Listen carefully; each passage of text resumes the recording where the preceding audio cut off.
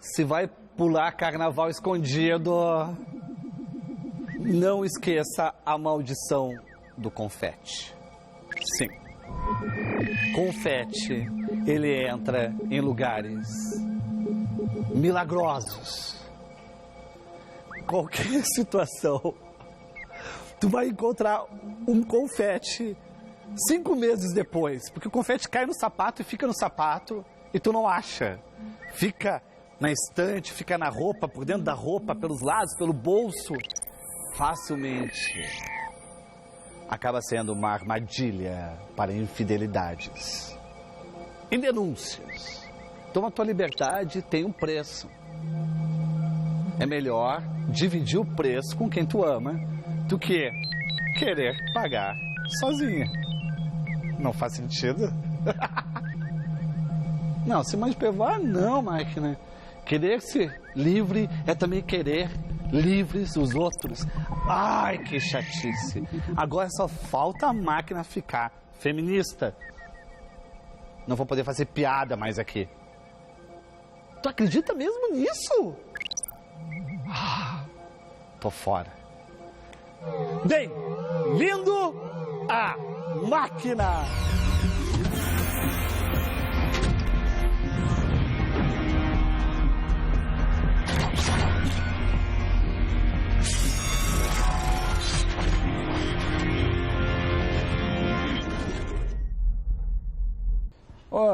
O meu zelador gosta de falar, não é que tá frio, ele diz que o vento tá encarnado.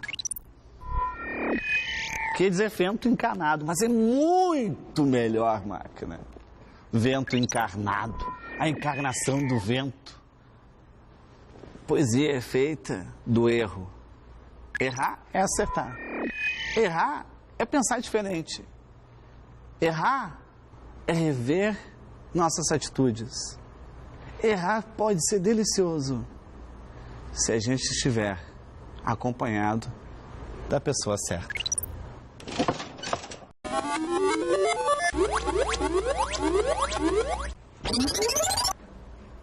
Luciana Genro.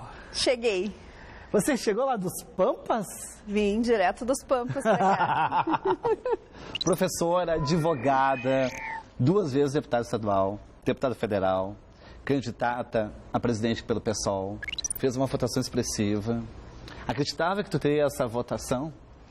Ela ficou em 4º lugar na sucessão presidencial, não fez aliança nenhuma, falou o que quis, usou o senso de humor, não teve um recuo. Como foi essa campanha presidencial pura? Foi uma campanha pura. Foi uma campanha bonita. Eu sabia que ia ser difícil, né? Inclusive porque a gente tinha muito pouco espaço na grande mídia, né? Principalmente as televisões, exceto aqui e uma ou outra que nos deram espaço, era muito difícil. Então, disputar nesse ambiente de tanta desigualdade, com tantos milhões também financiando a campanha do lado de lá, eu sabia que ia ser duro. Mas eu fiquei muito feliz com o resultado. Qual foi o orçamento da campanha, só para entender? Pouco mais de 400 mil reais nós gastamos na campanha inteira.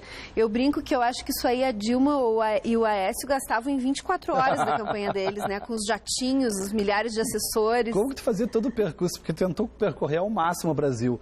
Pegava ônibus, pegava carona, o que acontecia? Avião de carreira, não tive jatinho em nenhum momento. E os próprios militantes do PSOL me dando carona nos seus carros. A maior parte do tempo foi isso. E tu lida bem com o desconforto disso? Porque tu é uma mulher feita, inteligente, articulada. E a minha sensação é que tu sempre está começando.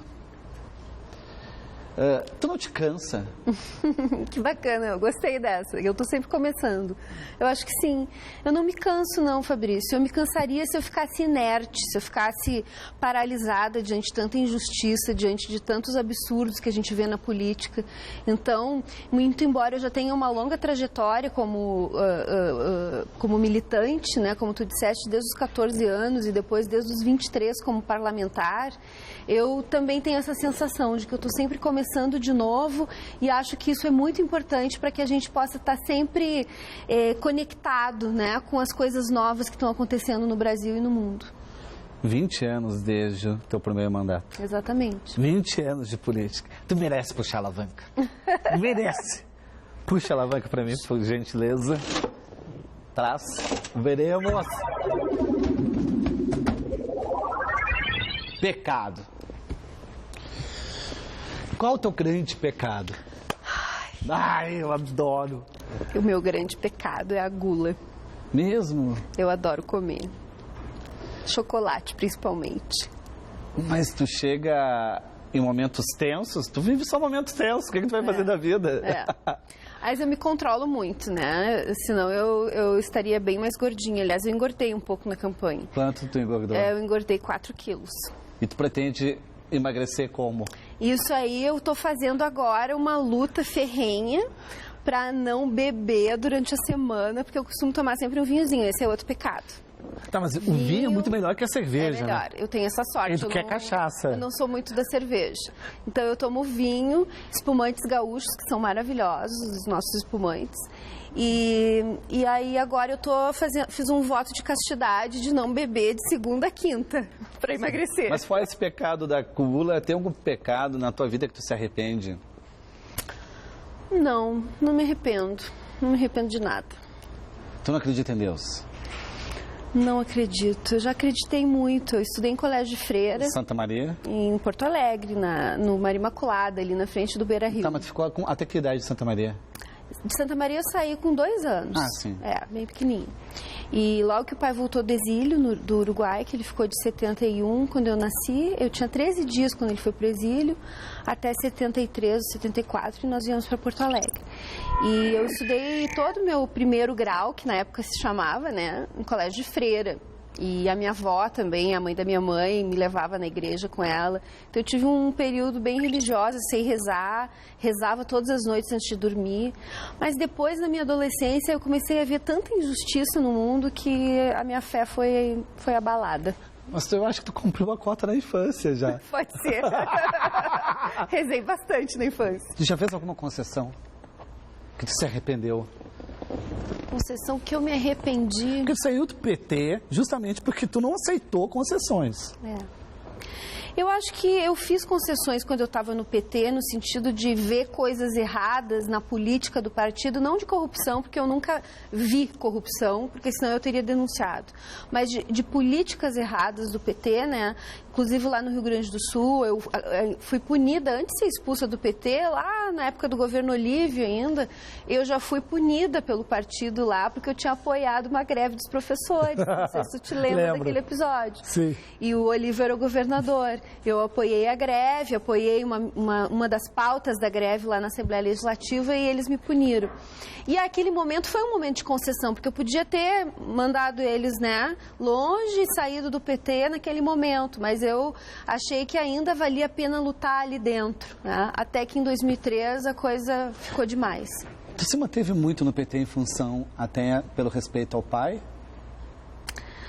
Olha, Porque tu fez uma força para se manter no PT, né? Eu fiz porque eu achava que era importante, não era pelo pai, né? O pai, o meu respeito por ele vai muito além da política, mas eu não era por ele, era porque eu achava que a gente tinha que continuar lutando para tentar mudar os rumos e também para mostrar para os petistas que nós tínhamos uma proposta diferenciada para o PT, que a gente não queria, né, jogar tudo na lata do lixo.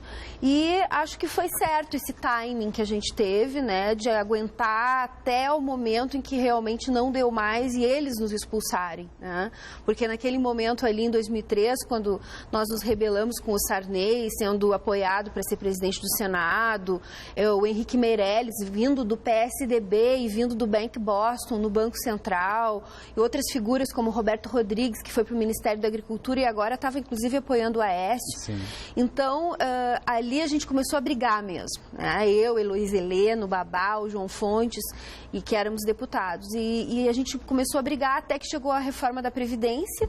E aí eles disseram, se vocês não fizerem essa concessão, vocês vão ser expulsos. E ali nós dissemos, não, agora a gente tem que trancar o pé, porque está demais. A gente não pode colocar os nossos mandatos a serviço de uma política que o PT sempre foi contrário, né? De atacar os aposentados, os servidores públicos, os trabalhadores. Máquina, tu entende de política o suficiente? Ser jovem e não ser revolucionário é uma contradição genética, Che Guevara. Tu se sente jovem por esse espírito, porque tu cativou muito os jovens, os adolescentes, principalmente com o teu senso de humor, que é o que falta. Sabe que eu nem sabia que eu tinha senso de humor, foi uma surpresa pra mim mesmo. Não, mas no Twitter, tweetando, no debate do segundo turno, olha o que vocês estão perdendo por não ter votado em mim. Sabe, o debate está muito chato. Isso é muito humor. Pois é, eu acho que eu fui muito autêntica na campanha e isso cativou as pessoas, né? Porque os políticos, em geral, eles são muito pasteurizados pelos marqueteiros que vão lá, escrevem os discursos, moldam o político de acordo com as pesquisas que eles têm e fabricam um produto, né? E eu não, eu fui eu. Mas tu conseguiu ainda mais uma coisa, porque tem muita gente que atua como palhaço para conseguir voto. Tu não fez nenhuma palhaçada. Sabe, tem aqui são os memes, são as paródias, as sátiras, para conseguir votos que não estão nem aí para política. Tu foi lá, autêntica, tentar fazer alguma coisa séria. Eu acho que a maior dificuldade é justamente conseguir traduzir numa linguagem simples e agradável coisas que são muito sérias, né? E que são difíceis, às vezes, de entender, como é o caso das questões econômicas. Depois do primeiro debate, várias pessoas me disseram, Luciana, a tua linguagem está muito difícil, né? Que eu ficava falando capital financeiro, que diabo é isso, capital financeiro, né? Até fizeram um meme, né? Uma brincadeira ali, que eu só falava capital financeiro, eu falei umas 10 vezes capital financeiro no primeiro debate.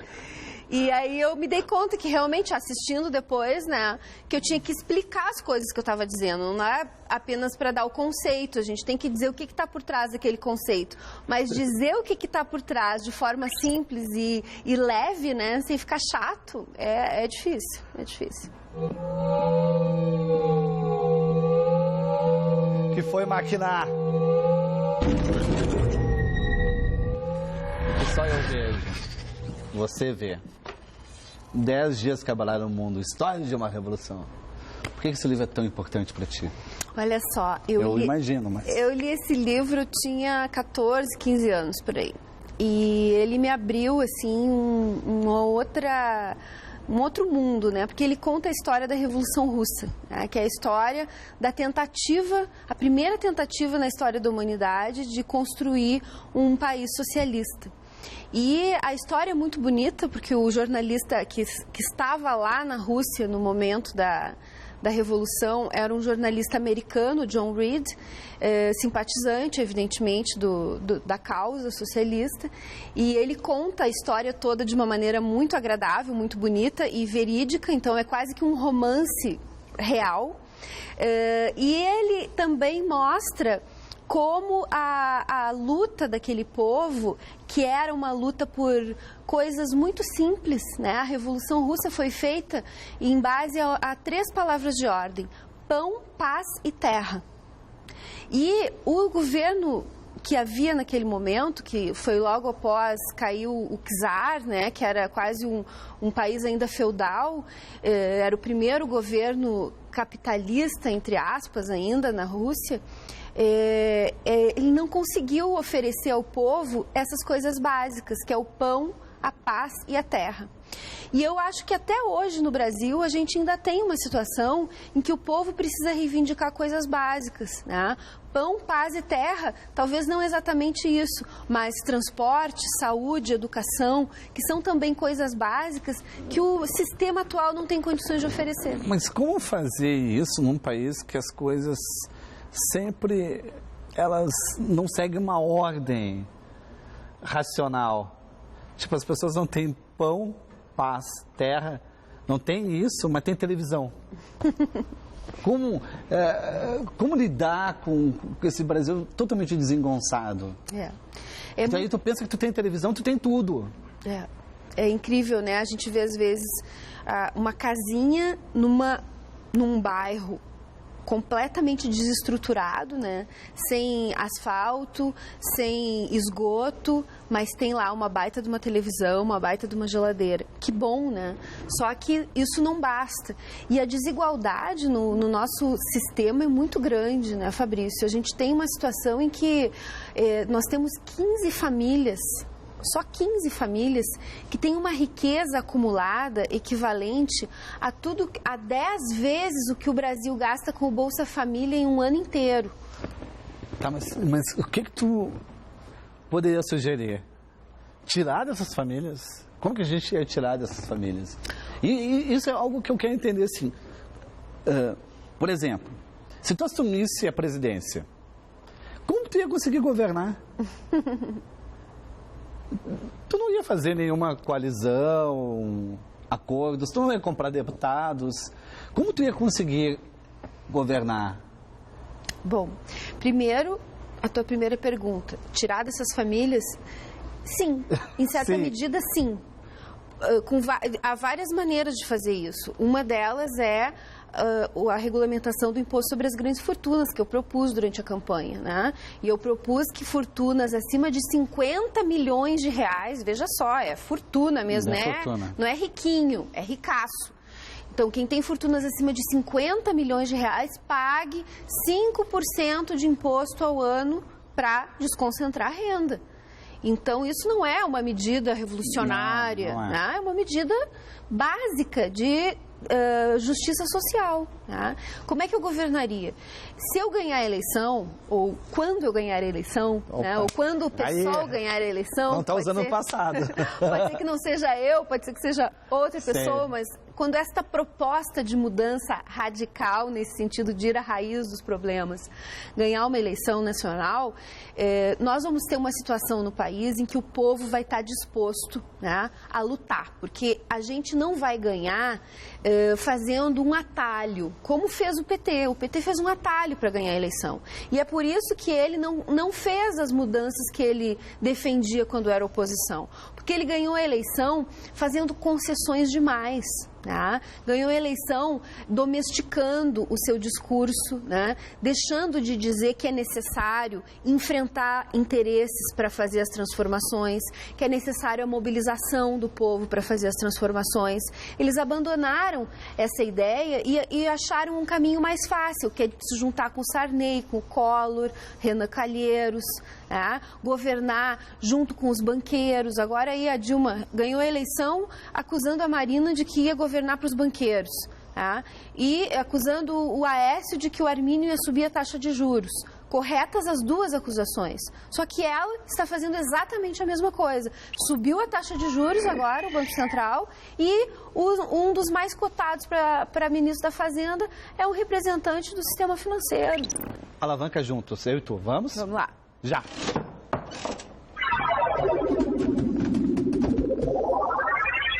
Que é isso? Nossa! Dia da marmota. Qual foi o momento mais especial teu, importante, que tu gostaria de repetir eternamente? Olha, um momento durante essa campanha eleitoral foi muito bonito, que foi a minha chegada na Unicamp. A gente teve um evento lá e tinha 3 mil jovens reunidos num lugar muito bacana também, aberto, assim. E eles me receberam com entusiasmo, com um carinho. Depois ficaram horas esperando para tirar fotografias e me abraçar no final do evento. Foi um momento muito marcante na campanha eleitoral. Na minha vida, eu diria que foi o nascimento do meu filho. Foi um momento único, até porque eu só tive um.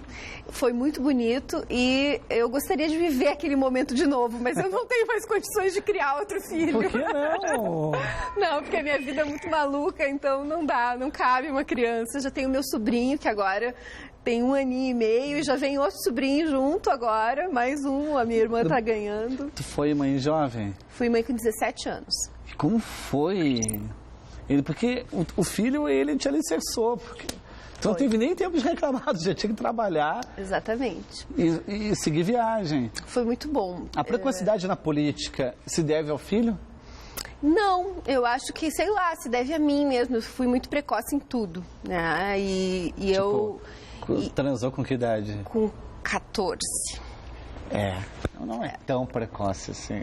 Eu acho que é. Não é tão comum, né? Eu não sei, hoje em dia talvez seja mais comum. Mas, enfim, Só pra saber, a tua primeira transa foi por amor? Ou pra se livrar da virgindade? Inclusive, foi com o pai do meu filho depois. Opa! Fiquei namorando ele e tivemos um filho. Depois nos separamos e ele é o Roberto Robaina, que está aí até hoje, é o presidente do PSOL. Ele foi presidente do PSOL no Rio Grande do Sul, nosso candidato a governador agora na última eleição. Vocês estão separados, mas amigos? Há muitos anos, a gente se separou, o Fernando amigos. Tinha 2 anos. E continuamos amigos e militantes juntos no mesmo grupo político, construímos o PSOL juntos. Ele era da direção nacional do PT quando a gente foi expulso, foi o único membro da direção nacional que saiu do PT para fazer essa construção do PSOL junto com a gente. Tu tá casada? E eu tô casada já quase há 20 anos já com o Sérgio Bueno. E o Sérgio, ele lida bem com o ex no partido? Ele aguenta, né? Não curte muito. Deve ser chato, né? É chato. Ele pergunta, tu se encontrou com ele, não encontrou com ele? Não, ele não pergunta. Mas ele deve estar louco pra perguntar, Às vezes ele se irrita um pouco, que o Roberto me liga, fica mandando mensagem, essas coisas que é só política, porque a gente, desde que nos separamos, nunca mais tivemos nenhuma relação de outro tipo. E tu tem paciência pra explicar ou tu fica também irritada? No início eu me irritava, né? Daí isso causava atritos. Aí depois eu me dei conta que ele tinha razão de não gostar, e aí eu comecei a tratar isso com mais cuidado e agora tá bem mais tranquilo. E tu também é ciumenta? Eu sou, claro. Sim, a ponto de fazer barraco? A ponto de... Não, nunca precisei fazer, né? Mas se precisar, eu acho que eu faria. Mesmo? Faria, sim. Publicamente? Não sei, né? Se fosse uma coisa muito... Ele não deu motivos pra fazer barraco? Não, ele é super comportado e nunca me deu motivo. Ele tem medo de ti? Não. Tu é braba?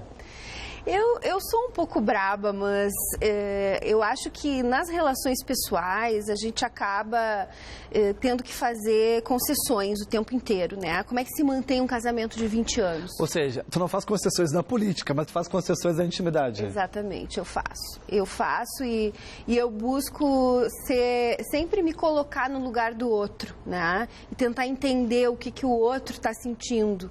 E acho que isso é o segredo do nosso casamento, assim, é da gente conseguir se colocar no lugar do outro e ter uma compreensão da situação de cada um. O teu marido entra direto na política?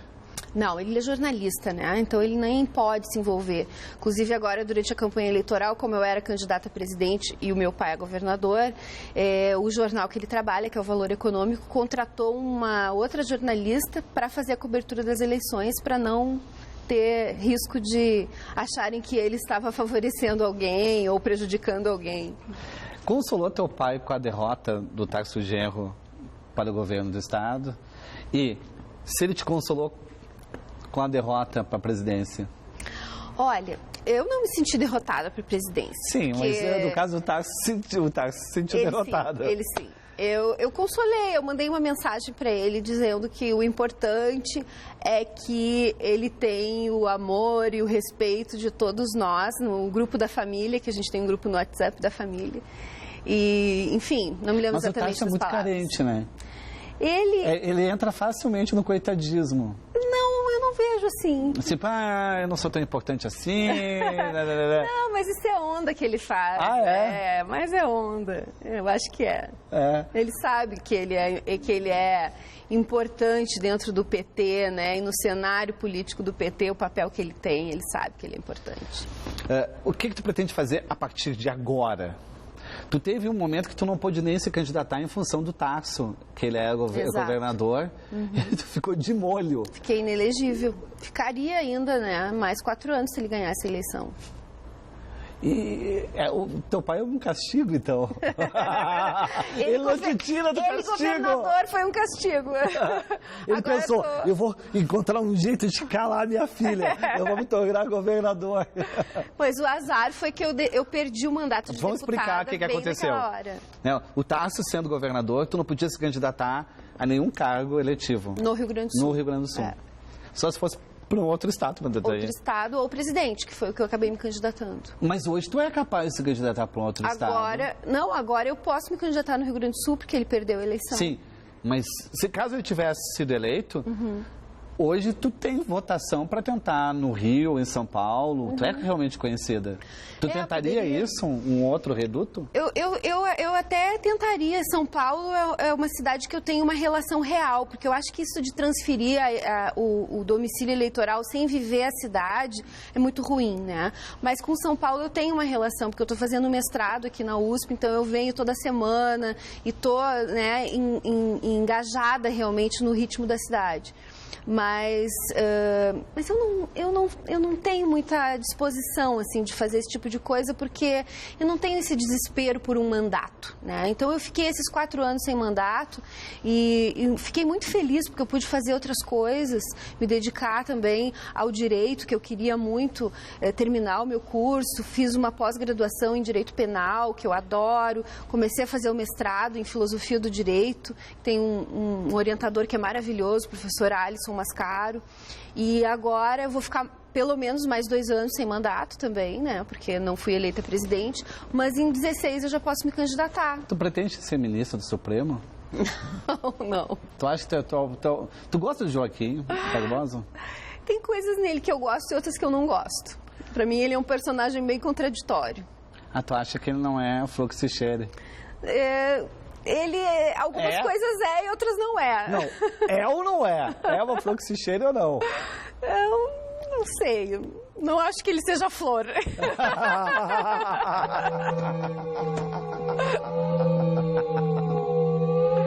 Que foi, máquina? Ah, não! A máquina vai se desligar, contagem regressiva. Que pena, Que pena, tava muito bom mesmo. Então, recado final aí.